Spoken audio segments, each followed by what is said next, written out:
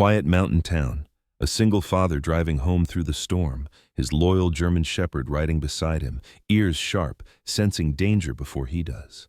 Lightning tears across the sky. Then he sees it, a patrol SUV on fire, crushed against the trees, a young female officer bleeding out in the rain, whispering for help. The dog growls, warning. It's bad, very bad. He drops everything, tears off his shirt, uses soldier-trained hands to stop the bleeding.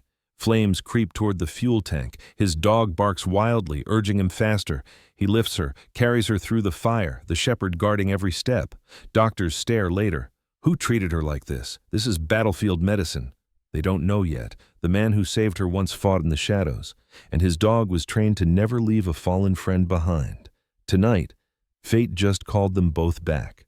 Before we begin, tell me, where are you watching from? Drop your country in the comments below. Rain sheeted down the mountain slopes of Ironwood Hills, Montana, the night pressing in like a heavy, breath-holding shadow. Wind whispered through dense pine, and the only living sound cutting through the storm was the hum of an aging pickup engine pushing slowly along the soaked asphalt. Inside the truck sat Mason Hale, 40 years old, tall and broad-shouldered with the kind of frame forged by real labor and harder battles. His dark hair, streaked lightly with premature gray, was cut short in a military fade, a jagged scar traced from the edge of his jaw up toward his ear, an old reminder of a night when bullets flew too fast to count. His face, though handsome in a rugged way, carried the softened weight of grief, eyes the color of steel in winter, tired and watchful, as if peace was something he believed in but did not dare trust. Mason was a man who once moved with the quiet confidence of special forces, disciplined, intense, purposeful. Now, every motion he made was careful, slowed by choice, as though sudden movements might awaken ghosts he had spent too long burying. His large hands gripped the steering wheel loosely. He was no stranger to storms, nature's or life's, and yet tonight something in his chest felt tight, restless. It had been years since he'd worn a uniform or shouted commands under moonlit sand dunes, since he'd carried bleeding brothers through gunfire. But some instincts, like scars, never left. Beside him in the back seat sat Ava Hale, his 10-year-old daughter, asleep under a wool blanket. Ava had her mother's gentle brown eyes and warm olive skin, and though she was small for her age, she possessed the quiet resilience of a child who had seen too much too young. Even in sleep, she hugged her stuffed rabbit tight, as though bracing against some silent storm. On the truck floor lay Bruno, a 5-year-old German shepherd with rich amber-toned fur, ears perked even while resting. Scars hid beneath his coat, barely visible unless you knew where to look. He had once stood in dusty battlefields beside Mason, highly trained, fiercely intelligent, a dog who once knew the sound of distant artillery before any human ear could register it. Tonight his nose twitched, sensing the damp air, the electricity of thunder, the faint metallic tang of danger. Loyalty radiated from him like heat from a campfire. Mason drove slowly, wipers fighting a losing war against the torrent. The forest road curved ahead, a ribbon swallowed by darkness. He loved these mountains for their solitude. They reminded him of the silence after gunfire, the stillness in his chest when he first realized the world expected him to keep living. Up here, no one asked him to be a hero. No one expected him to be anything but a father. Lightning split the sky, illuminating the glistening pavement ahead. And Mason's breath caught. There, barely visible through the sheets of rain, red and blue emergency lights blinked weakly like dying embers. His foot eased off the gas. Bruno lifted his head, a low rumble building in his throat. Instinct, memory, recognition, a battlefield signal. Mason pulled to the shoulder, heart pounding with a rhythm he hadn't felt since war. He opened the truck door, rain hitting him like cold needles. The wind smelled of fuel and blood. Ahead, metal twisted, a police cruiser overturned, its front end crushed against a tree. Smoke curled up into the night, mingling with steam from the rain hitting hot metal. A splintered pine branch pierced through the shattered windshield. Mason's pulse raced. This scene was too familiar, a cruel echo of the night he lost everything. His wife, Sarah, a police officer, ambushed, a flash of gunfire, a scream swallowed by sirens, the smell of gasoline and despair. He had arrived too late then, forced to kneel in the pouring rain holding her cooling hand, promising he'd never fail to save someone again. And yet he already had. He blinked hard, grounding himself. This wasn't then, but the storm, the broken cruiser, the quiet road. It tried to drag him back. Bruno pressed against Mason's leg, grounding him further. The dog's presence said now, not then. Mason approached the wreck. Glass crunched under his boots. Inside, a young woman slumped over the steering wheel, her uniform soaked crimson. Her body trembled with shallow breaths. Mason reached out, gently lifting her head. She couldn't be more than late 20s. Officer Harper Quinn, as her badge read, had pale, freckled skin, auburn hair plastered to her forehead in wet waves, and long lashes heavy with rain and pain. Her face, though streaked with blood and grime, held a fierce determination even unconscious, like someone who believed the world could be better, and wasn't afraid to bleed for that belief. She was slender, tall, strong-boned in the way runners are. Her jaw tightened with effort, nails dug into her palm, fighting against darkness. Her eyes fluttered open, green, alert even through fog. Panic flickered, recognition of mortal danger. "Please," she whispered, voice trembling. "Don't go." Her hand shot forward weakly, fingers curling around Mason's wrist with surprising strength, like someone drowning clutching a final rope. Mason swallowed. Rain drummed against metal, against skin, against past guilt clawing up his spine. He had promised himself never again into blood and sirens. But a soldier cannot abandon the fallen. A widower cannot watch another uniform fade. A father cannot act against the man he once was, not in front of the child who believes he is good. "I'm right here," he murmured, voice steady despite the storm inside him. He checked her pulse, weak, thread-like. The gash on her abdomen was deep, likely from shattered metal. Gasoline odor thickened. Time was razor-thin. Bruno barked sharply, warning. Sparks flickered near the engine. Flames licked the hood. Every instinct screamed at Mason to run, to protect Ava, to preserve the peaceful life he built from battlefield rubble. But his hands were already moving, cutting the seatbelt with a knife he swore he'd retire, pressing cloth against the wound, lifting her as though she weighed no more than the memory of duty. Harper groaned, pain searing through her, fingers clutching his jacket like lifeline. Her breath came in short, frantic bursts, yet she forced herself to speak. "I called backup," she gasped. "No one came." Mason's jaw clenched. Different battlefield, same cruelty. People left behind, not tonight. Bruno moved ahead, barking in sharp bursts, urging, clearing a path through mud and rain. The dog's eyes burned with urgency. He remembered this too, the sound of ticking danger. Mason carried Harper away, boots slipping in mud, muscles burning as he shielded her from rain and shrapnel. The heat behind them grew, and then, boom! The cruiser erupted into flame, orange light ripping apart the darkness.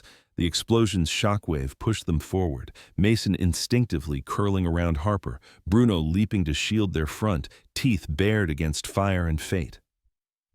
When silence returned, broken only by distant thunder and Harper's ragged breaths, Mason looked down at her face. Her grip loosened slightly, but her eyes, still open, stared at him with something between gratitude and fear.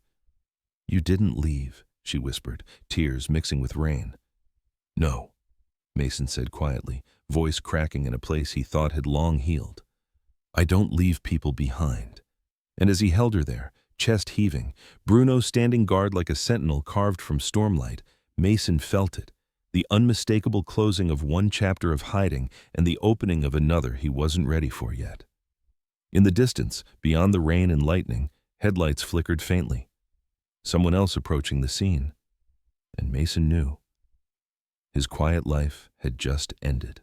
Quinn woke to the soft hum of fluorescent lights and the sterile scent of antiseptic drifting through the hospital room. Her eyelids fluttered, heavy as wet leaves. Thunder still echoed in her bones, though here the world was quiet, clean, pale, unreal. She turned her head and every muscle screamed. Needles of pain shot through her abdomen and ribs, and only then did she remember the rain, the explosion, and the man whose arms had carried her through fire. Mason Hale. His face came back to her like a fragmented memory. Strong jaw dusted with stubble, storm-gray eyes that looked as though they'd cataloged every awful thing the world had to offer and still chose to move forward, not because he believed in redemption, but because someone needed to survive. A nurse walked in, short, cheerful, in her mid-50s, with kind brown eyes and silver streaks framing her hair. Nurse Elaine Porter had the aura of a woman who could soothe an argument in a war zone just by existing. Short and round-faced, she had laugh lines etched deep across her cheeks, the kind that only appear on people who have spent decades choosing kindness. "Oh, good, sweetheart. You're awake," she said gently, adjusting the blanket. "I'm Elaine. You're safe. You're at Maple Ridge County Hospital." Harper tried to speak, but her throat burned like she'd swallowed glass.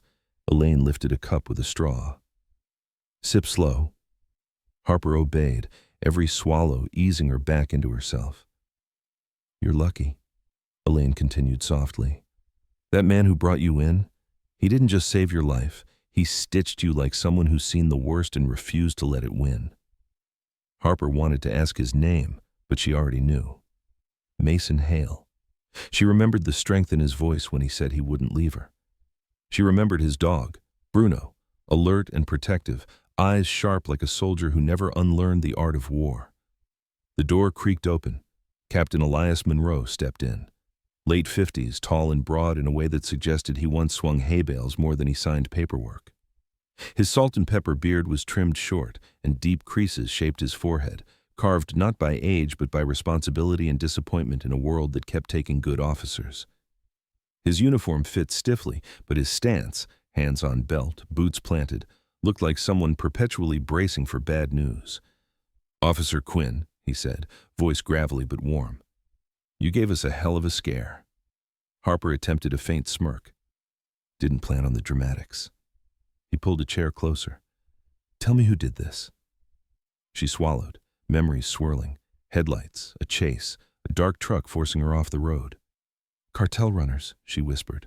"I was trailing a tip, thought I could track them to a stash site. They ran me off the road. They thought I wouldn't make it." Monroe's jaw hardened, but his voice stayed level. "And the man?" Harper's heart kicked once. "Mason Hale." Monroe nodded slowly, as though he'd expected it. He stood, leaving her with soft advice. "Heal. We'll talk when you're strong enough to walk again." 2 days passed. Harper's body healed in inches rather than strides. Meanwhile, Mason paced his cabin like a wolf who'd tasted the trail of hunters again. His home, tucked between pines and snowfall-dusted earth, had once been a sanctuary. Rough-hewn wooden walls, a stone fireplace, shelves filled with survival manuals and Ava's drawings. Ava sat cross-legged on a woven rug, coloring, her small fingers smudged with crayons. She was a gentle child with soft waves of brown hair and thoughtful eyes, quiet but not shy. A child who trusted the world only because Mason guarded her from it. Bruno lay stretched at the threshold, muscles taut, watching every sway of the trees. Big paws, thick neck, scars hidden beneath fur. He looked like a legend whispered among police dogs. When Mason shifted uneasily, Bruno lifted his head. Mason rubbed the back of his neck, feeling the weight of an invisible rucksack filled with memories he'd sworn never to unpack again. Anger simmered beneath the surface, not at Harper, not at fate, but at destiny's audacity to pull him back toward danger. He wasn't afraid of death. He was afraid of his daughter losing another parent. A knock broke the quiet. Ava lifted her head. Bruno stood first, tail rigid, body between Mason and the door. Mason opened it to meet the eyes of Captain Monroe. Rain glistened on the man's jacket. "We need to talk," Monroe said. His voice was tired, like someone who'd spent decades fighting battles with paperwork and funerals. "I know who you are, Mr. Hale. Afghanistan, Black Mesa, Raven Forward Base." Mason's chest tightened. Those names were not spoken lightly. "I'm not that man anymore," he replied. Monroe's gaze drifted to Ava. "Maybe not. But the men who did this don't care what you are now. They care what you know." Ava tugged Mason's shirt. He rested a hand protectively on her shoulder. Monroe continued, quieter. "We could use someone who knows war like they do." Mason's jaw locked. "War took everything from me. My only duty now is to her."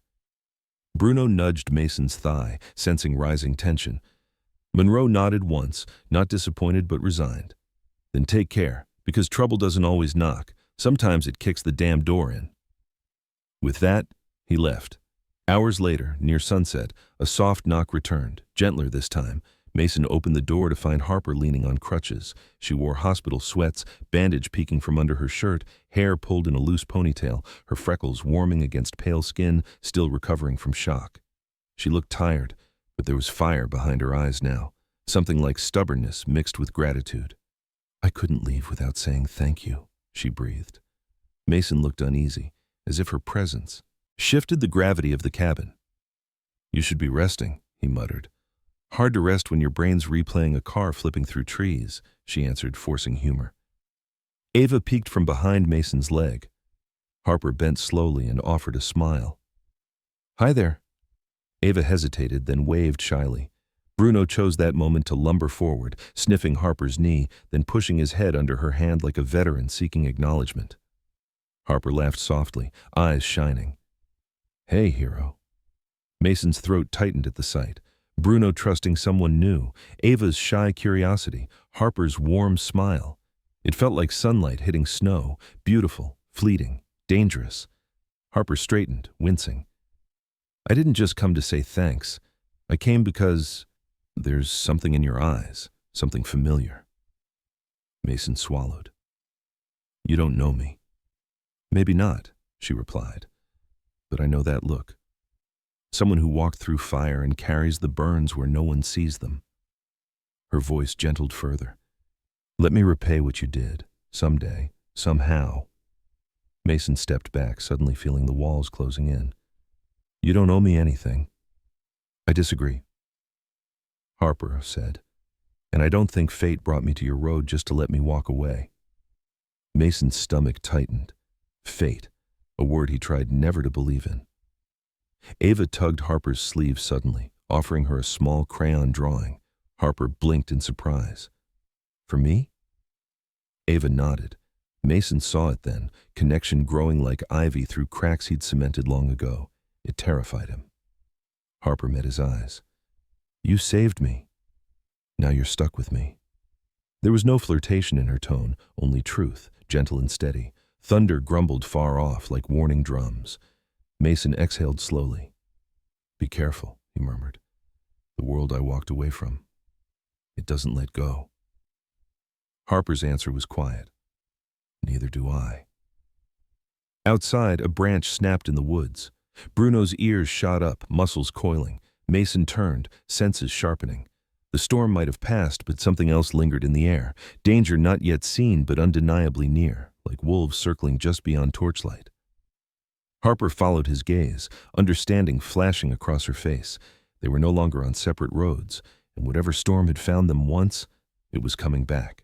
The morning came cold and sharp, sunlight cutting through the pines like pale gold, the mountains breathing thin mist. The world in Ironwood Hills always woke slowly, as if remembering winter even when spring tried to push its way in. Mason Hale stood at the small training field behind the sheriff's substation, the gravel under his boots still damp from last night's rain. He wore a plain long-sleeve shirt rolled to his elbows, veins and old scars tracing his forearms, and cargo pants tucked into well-worn boots. His jaw held its usual shadow of stubble, his expression carved from quiet discipline. Anyone watching would know instantly he wasn't a man pretending to have seen war. He was someone war had carved its name into. In front of him stood 5 officers, lined awkwardly like students in the wrong classroom. Most were young, earnest faces who still believed training day meant coffee and a mandatory briefing. Today, they were about to learn otherwise. Among them was Officer Brett Calloway, broad-shouldered, mid-30s, with a buzz cut and a brashness that came from never losing a fight in his small-town life. He had a thick neck and a sharp jaw, a man who looked built to break down doors, but whose eyes still held a hint of youthful arrogance. Next to him, Officer Maria Reyes, late 20s, petite with dark hair and a tight braid, sharp cheekbones, and a fierce intelligence in her gaze. Her father was ex-Army, discipline had been her lullaby. And then Deputy Owen Carter, lanky and soft-spoken, sandy blonde hair and wire-frame glasses, kind eyes that always seemed to apologize before he even spoke. The last was rookie Tom Green, early 20s, freckled, tall but unsure, like a colt that hadn't figured out his legs. Harper Quinn leaned on a crutch at the sidelines, still recovering, but determined to be present. She wore fitted training fatigues, auburn hair pulled into a low braid, freckles dusting her cheekbones, lips pressed into resolve. Despite the bandages under her shirt and the way her body occasionally betrayed sparks of pain, she stood tall. Mason had warned her not to push herself too soon. She pushed anyway. That, he suspected, was simply who she was. Bruno paced at Mason's side, tail still, ears high, a living shadow of discipline and readiness. He was a storm in canine form, quiet until violence was needed. Mason didn't yell. He didn't need to. His presence carried enough gravity to press silence across the field. "We start with the basics," he said, voice deep and steady, "because basics are what keep you alive." He tossed tourniquets at their feet. "Apply it, 10 seconds or less. If you can't do it under pressure, you won't do it when it counts." Brett scoffed faintly. Mason's head turned slowly toward him. "Something funny, Officer Calloway?" Brett lifted his chin. "Sir, I've had first aid training. We all have." "Good," Mason replied calmly. "Then you'll finish faster than Sia." "Everyone!" He clicked a timer. Chaos followed. Belts fumbled, hands shook, and the air filled with muttered curses. Mason walked among them like a ghost, eyes scanning technique, not expression. Owen dropped his tourniquet. Reyes worked methodically. Tom's hands shook so hard he nearly tied his own sleeve to his arm. Brett rushed, tightened too fast, and Mason's quiet voice cut through the noise. "Wrong placement. Patient bleeds out." Brett froze, pride cracking. Mason stared at him until the heat of humiliation set into his neck. "Train like your life depends on it," Mason said softly, "because someone's life will." When the timer stopped, only Reyes had done it right. Bruno barked once, approval. Mason nodded approvingly toward her. "Good work." To the rest. Again. And again they did. And again, muscles burned, fingers cramped, sweat mixed with mountain air. Harper watched with a small half-smile, as though seeing a part of Mason the world rarely glimpsed, stern not from cruelty but from a desperate refusal to lose people again. Later, Mason demonstrated how to drag an unconscious body. "There is no graceful way to carry a dying man," he said. "There is only fast, and not fast enough." He grabbed a dummy, 120 pounds of dead weight. Without effort, he hauled it over his shoulder, moved low and fast, Bruno flanking like a trained shadow. "Your turn." Groans. They tried. They failed. They tried again. Mason never raised his voice. Harshness wasn't needed. Reality was harsh enough. Each mistake he corrected with precision. "Use your hips. Center your balance. A dead body doesn't help you." Midday came. The wind carried pine sap and distant thunder. When Mason finally called for a break, legs trembled, lungs burned, pride bruised more than bodies. Harper approached him slowly. "You're not easy on them," she said, voice soft but steady. "I want them to live," he replied. Their eyes met. Something unspoken hummed between them, like static before lightning. Harper lowered her gaze, fingers brushing her bandaged side. "I didn't thank you yesterday." "You already did," he said. "Not properly." She hesitated, swallowing emotion she didn't mean to reveal so easily. "When you pulled me from that car, I saw something in you, like you were saving someone you lost." He looked away, jaw tightening. "I don't do this for thanks, or ghosts." "I know," she whispered. "That's what makes it matter." Before either could say more, Bruno stiffened suddenly, ears up, eyes locked on the tree line. A low growl rolled in his chest, not warning, but promise. Mason followed his gaze. Pine branches trembled in wind, nothing visible, but presence felt. The mountains had become watchers. Then the moment passed. A bird burst from the brush and flapped away, but Bruno's gaze didn't soften. Something had been there, something watching. That evening, clouds gathered like bruises across the sky. Mason and Harper sat under the cabin's overhang, Ava asleep inside, the only light from the wood fire lantern. Rain started again, softer than before, tapping on metal and earth. Harper leaned back, breathing in petrichor, eyes closed. "Do you ever feel like the world isn't done with you?" she murmured.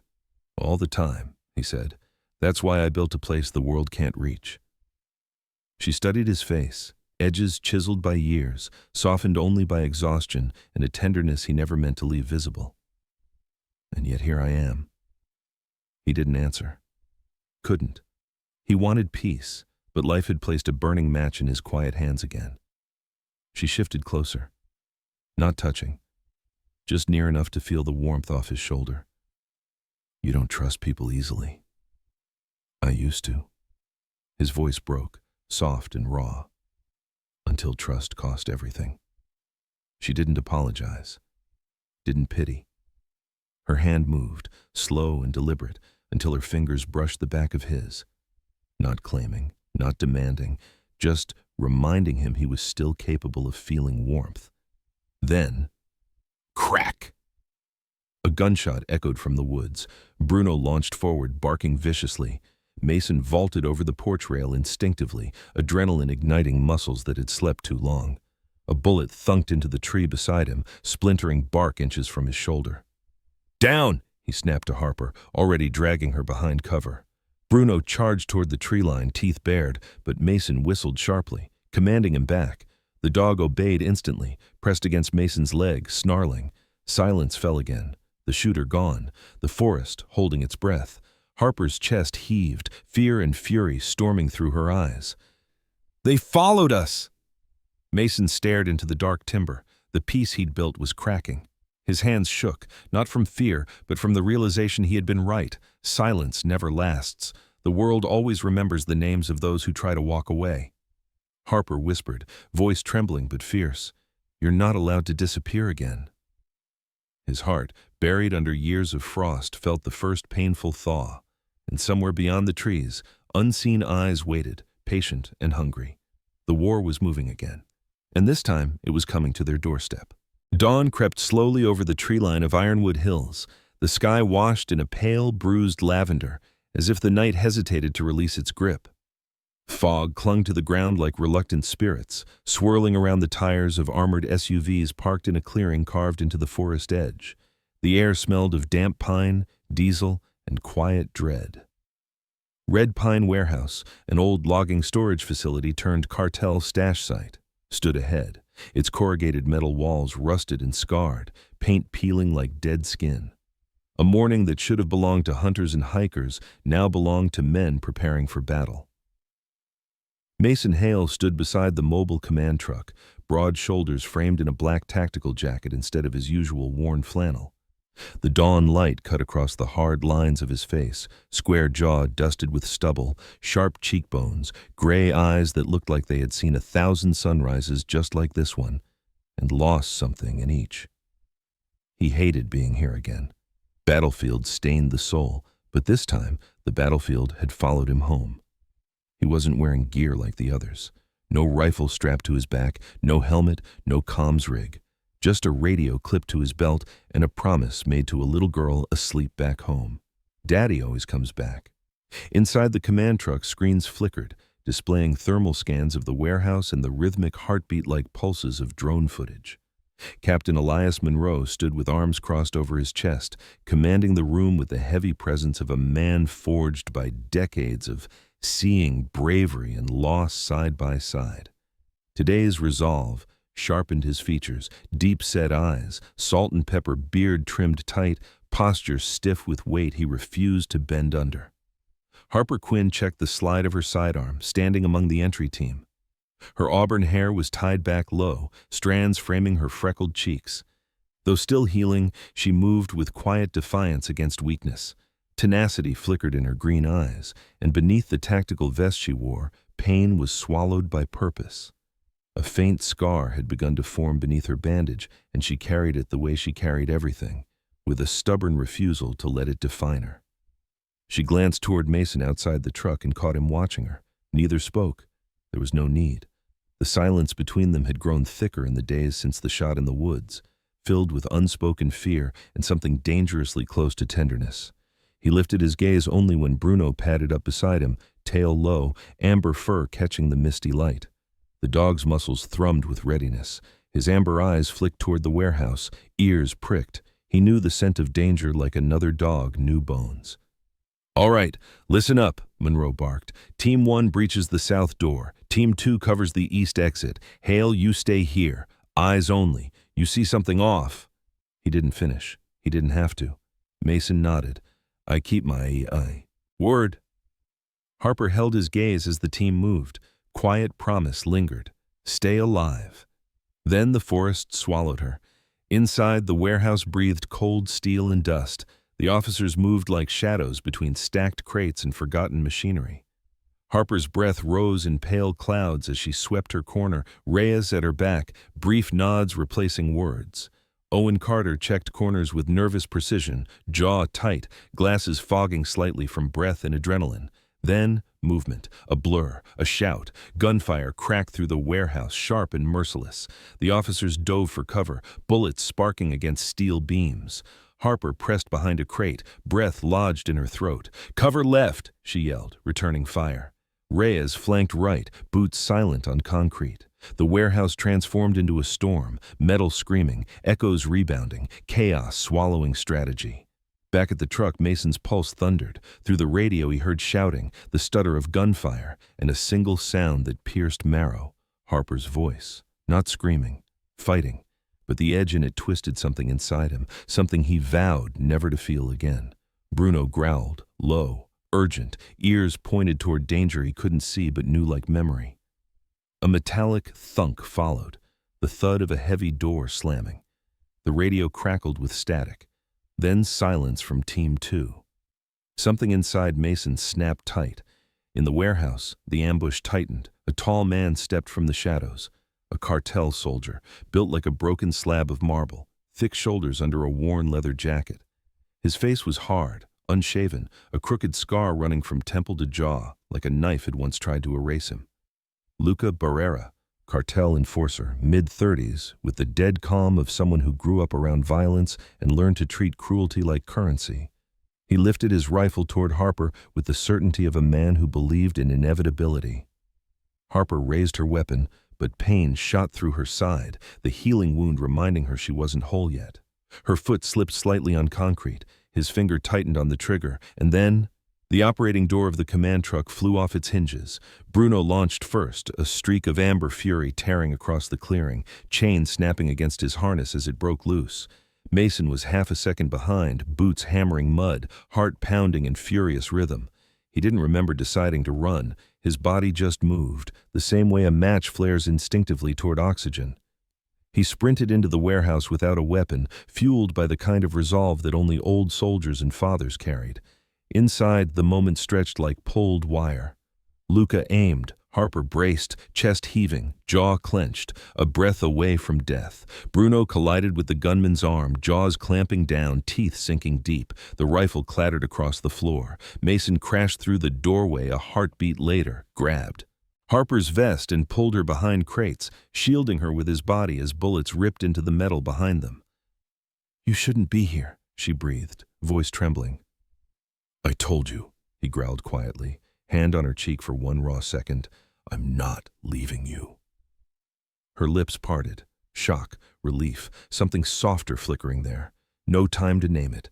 Mason spun, sweeping Harper aside from a falling piece of metal. Bruno pinned Luca, snarling, holding him until officers swarmed and cuffed him. The room erupted into radio chatter and breathless shouts as the gunfire ceased, silence slamming down like a dropped curtain. Red and blue lights strobed through broken warehouse slats. Alive. They were alive. Bruno limped back to them, and Harper knelt, resting a hand against his head, tears glimmering. Mason's hand hovered above her back, not touching, but close enough that warmth bridged the space. "You didn't have to save me," Harper whispered, voice cracking like brittle glass. Mason's expression softened, not with vulnerability but with a truth long buried. "I didn't save you," he murmured. "I protected the reason I still breathe." She could have answered. She didn't. Instead, she leaned into him briefly, just enough that his pulse steadied and hers found rhythm again. Bruno rested his head against both their legs, as if sealing a pact none of them fully understood yet. Outside, dawn finally broke clean over the ridge, but for Mason Hale, peace had already shattered, and something else, dangerous and bright, had begun in its place. The late afternoon sun poured over Ironwood Hills in a warm honey gold, softening the rugged mountain edges and casting long, gentle shadows across Mason Hale's land. A year had passed since the Red Pine operation, since gunfire echoed in steel corridors and ghosts from the past clawed at his breath. Now, the world felt different, warmer, steadier, like a heartbeat that had finally found its rhythm. Mason stood at the edge of a simple training field behind his cabin, boots planted in the grass, tall frame, relaxed but still bearing the quiet alertness of a man who had once lived between heartbeats and muzzle flashes. His hair was slightly longer now, still cut neat but allowed a softness at the edges. Fine lines around his steel-gray eyes remained, but they were no longer carved from pain. They had mellowed into the lines of a man who smiled more often than he expected to. The training field wasn't military grade, but it didn't need to be. It had kettlebells, improvised dummies, rope obstacles, and a fenced canine course. Children and adults alike came here now. Teachers, farmers, nurses, teenagers seeking confidence, veterans seeking purpose, parents wanting peace of mind. Mason had become a quiet pillar in this mountain town. People called him the healing soldier. He never asked for the name, but he wore it better than he ever wore medals. Bruno sat at his heel, fur illuminated amber under the sinking sun. His body bore the wear of his service, slight graying at the muzzle, a faint limp when rising from rest, but he stood with the pride of a seasoned guardian. Today he was supervising a trainee of his own, a clumsy, oversized German shepherd pup with floppy ears and eyes full of wonder. The pup's name was Scout, 6 months old, rescued by Harper from an overcrowded shelter. His fur was a blend of tan and black, paws too big for his body, tail wagging like it had never known fear. He chased Bruno's shadow, tripped over his own feet, and barked at falling leaves as though defending the universe. Mason chuckled quietly as Scout face-planted for the 3rd time. "You're hopeless," he murmured, voice full of affection. Bruno huffed in dignified disapproval, then nudged Scout upright, correcting his stance as though remembering his own youth. Ava, now 11, with shoulder-length brown hair and gentle eyes bright with laughter, clapped her hands.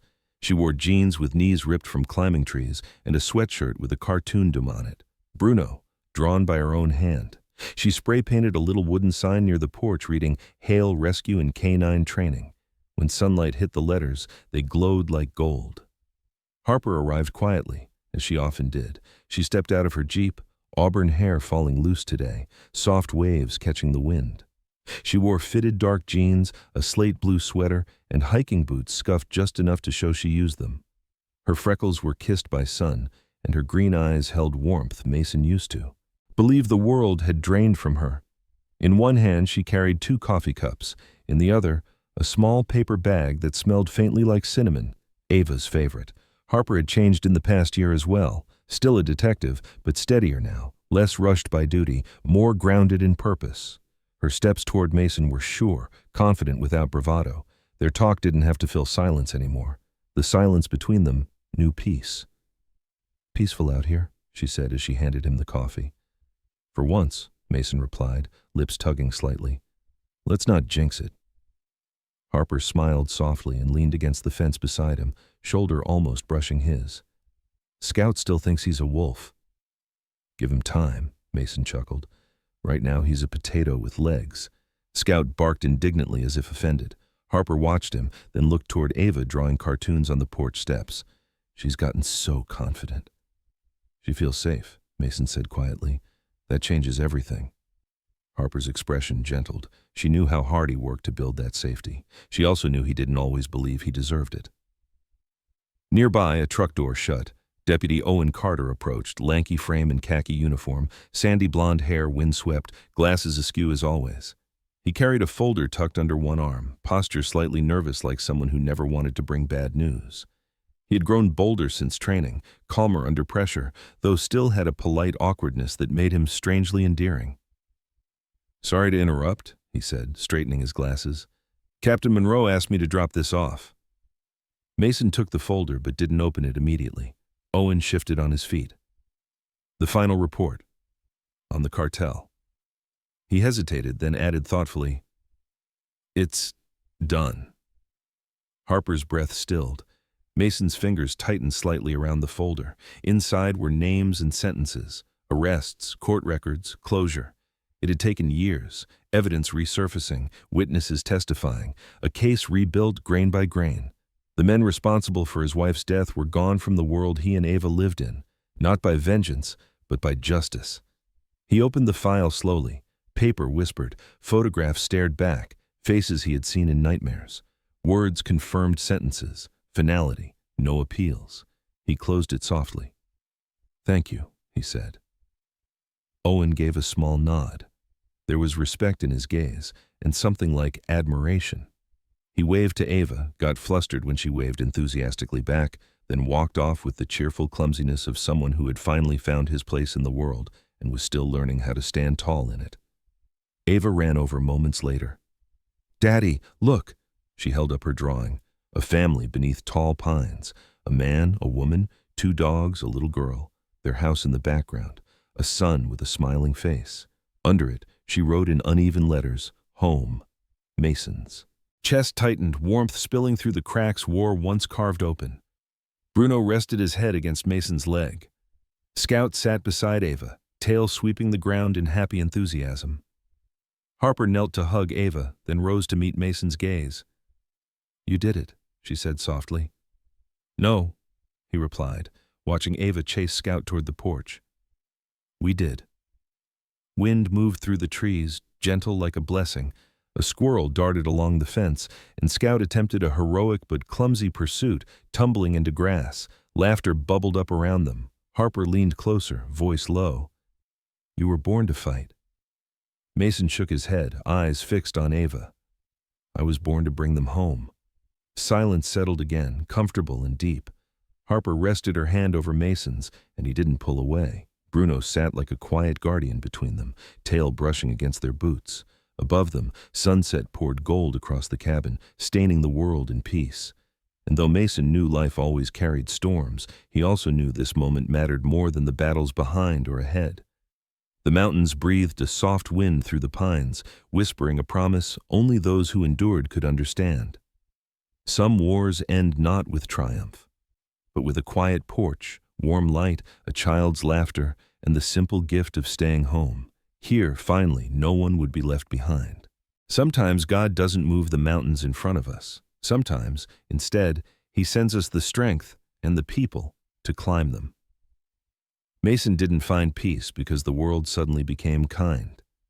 He found peace because God placed the right souls on his path, a loyal dog, a brave woman, a child with a gentle heart, and the quiet courage to start again.